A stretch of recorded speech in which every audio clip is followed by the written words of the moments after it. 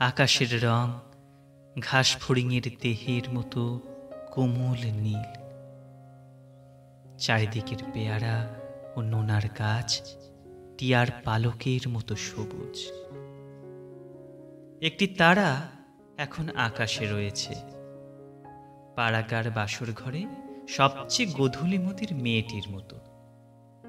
কিংবা মিশরের মানসী তার বুকের থেকে যে মুক্ত আমার নীল মদের গেলাসে রেখেছিল হাজার হাজার বছর আগে এক রাতে, তেমনি তেমনি একটি তারা আকাশে জ্বলছে এখনো।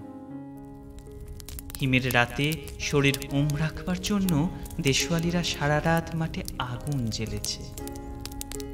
মোরগ ফুলের মতো লাল আগুন।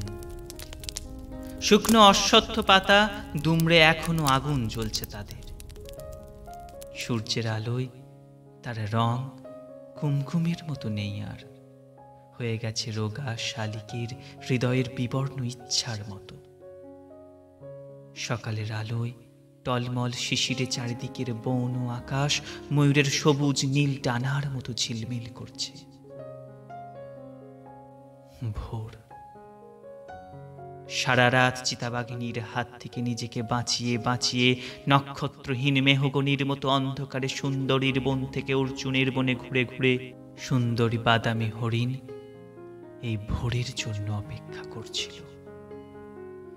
এসেছে সে ভোরের আলোয় নেমে, কচি বাতাবি লেবুর মতো সবুজ সুগন্ধি ঘাস ছিঁড়ে ছিঁড়ে খাচ্ছে। নদীর তীক্ষ্ণ শীতল ঢেউ এসে নামল। ঘুমহীন ক্লান্ত বিহবল শরীরটাকে স্রোতের মতো একটা আবেগ দেওয়ার জন্য। অন্ধকারের হিম কুঞ্চিত জরায়ু ছিঁড়ে ভোরের রৌদ্রের মতো একটা বিস্তীর্ণ উল্লাস পাবার জন্য। এই নীল আকাশের নিচে সূর্যের সোনার বর্ষার মতো জেগে উঠে সাহসে সাধে সৌন্দর্যে হরিণীর পর হরিণীকে চমক লাগিয়ে দেবার জন্য।